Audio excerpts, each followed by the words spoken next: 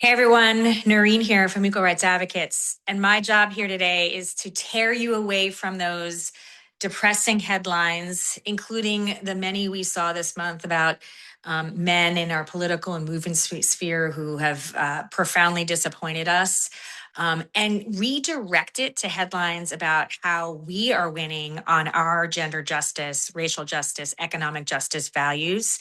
We launched our policy agendas over the past month, and they're really exciting. They're at the state, multi state, and federal level. Here in California, we have the Stronger California Advocates Network agenda, and it is addressing poverty, is expanding access to childcare. It's supporting workplace equity and working families. It's expanding access to reproductive health care. And it's bills that are really addressing the needs in this moment. One bill, for example, will prohibit employers from coercing immigrant workers with threats of ICE when they complain about workplace injustices.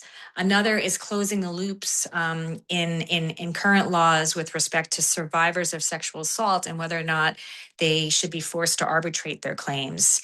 At the multi-state and federal level, we just had our Equal Pay Today summit with, again, hundreds of partners.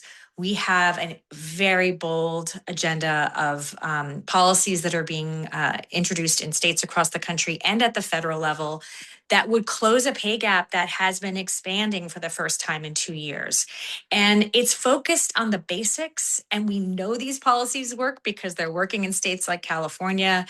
Pay transparency, addressing the needs of workers with caregiving responsibilities, everything from stopping caregiver bias to making sure that everyone has enough paid family leave. We're also trying to raise the wage for more workers because we know that women and gender expansive folks are overconcentrated in the lowest wage jobs. We want to raise the minimum wage. We want to abolish the poverty sub-minimum wage that's being inflicted on tipped and other workers. And this is how we do it. This is how we grab back our headlines and tell the stories of what we need and how we win.